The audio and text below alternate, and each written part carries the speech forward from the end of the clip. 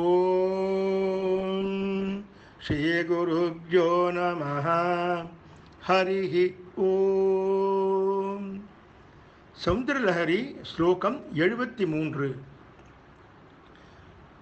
அமூதே வக்ஷோஜௌ அமிர்தரசமாணிக்யகுதுபௌ ந சந்தேஹஸ்பந்தோ நகபதி பதாகே மனசினः பிபந்தௌ தௌ யஸ்மாத் அவிதிதவதூசங்கரசிகௌ குமாராவத்யாபி திரதவதன க்ரௌஞ்சதலனௌ. ओम गुरु ब्रह्मा गुरुर्विष्णु गुरुर्देवो महेश्वरः गुरु साक्षात् परब्रह्म तस्मै श्री सद्गुरवे नमः. सद्गुरुपादारविन्देभ्यो नमो नमः. சௌந்தர்யலஹரி 73வது பாடலிலே சங்கரர் முருகன் மற்றும் கணபதி ஆகியவர்கள் என்றும் இளமையாகவே இருப்பதற்குண்டான காரணம் என்ன என்பதை பற்றி மிக அழகாக விளக்குகின்றார். சாதாரணமாக தாய்ப்பாலை பருகும் குழந்தைகள் சிறு வயதிலிருந்து சிறிது சிறிதாக வளர்ந்து பருவ மாற்றங்களை அடைவார்கள். கணபதியும் குமாரனும் அப்படி அடையாமல் அவர்கள் பருகியது உடலை வளர்க்கும் பால் அன்று, மோட்சத்தை கொடுக்கக்கூடிய அமிர்தம் என்பதில் கொஞ்சம் கூட சந்தேகமே இல்லை. மேலும் இந்த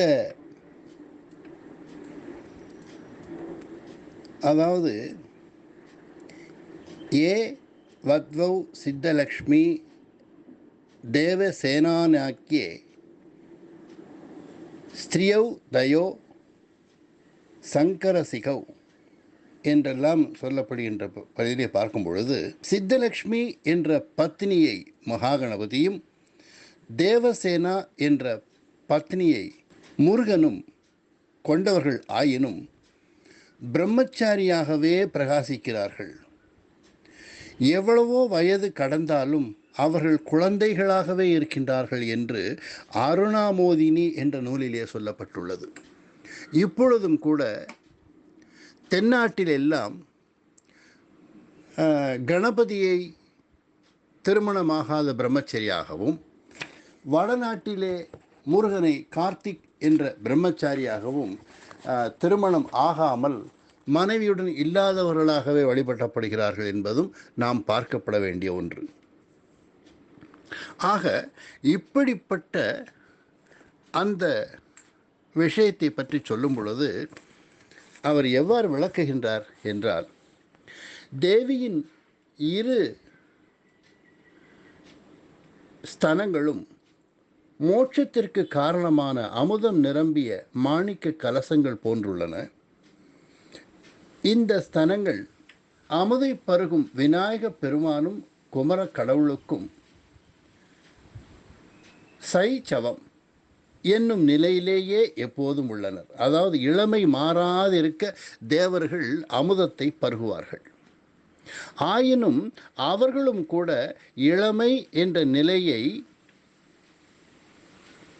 கூட அடையாது, எப்போதும் பாலகர்களாகவே அவர்கள் இளமையாகவே இருப்பார்கள். ஆனால் இவர்கள் அந்த இளமை என்ற நிலைமையை கூட அடையாமல் எப்பொழுதும் குழந்தைகளாகவே இருக்கின்றார்கள். அந்த நிலையை அடையும் போது எப்போதும் பாலகர்களாக விளங்குகின்றார்கள்.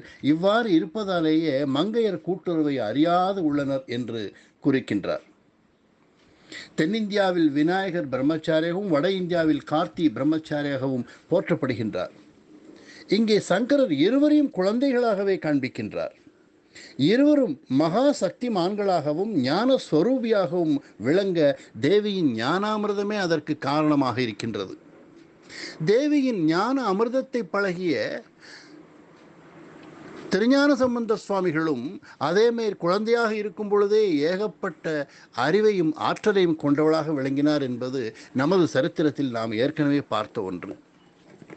இதே விஷயத்தை அபிராமி பட்டரும் தன்னுடைய 21வது பாடலிலும் 53வது பாடலிலும் இதை விளக்குகிறார்கள். அதே போன்று அந்த 21வது பாடலிலே அபிராமி பட்டர் விளக்கும் பொழுது, நித்திய சுமங்கலியாகிய அபிராமவல்லியே, சிவந்த கலசங்களை போன்ற தன பாரங்களை கொண்டவளே, மலையரசனின் திருமகளாக தோன்றியவளே, சங்கு வளையல்களால் குலுங்கும் சிவந்த திருக்கரங்களை கொண்டவளே, சகலவிதமான கலைகளுக்கும் தலைவியாகிய மயில் போன்றவளே,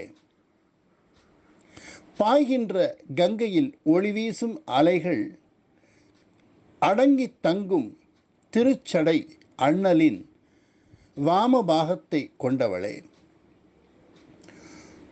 பொன் நிறம் பெற்ற பிங்கலை நீல நிறம் படைத்த நீலியே, பச்சை நிறம் பெற்ற உமாதேவியே, இப்படியாக பெண் கொடியைப் போல் நீ விளங்குகின்றாய் என்று வர்ணிக்கின்றார்.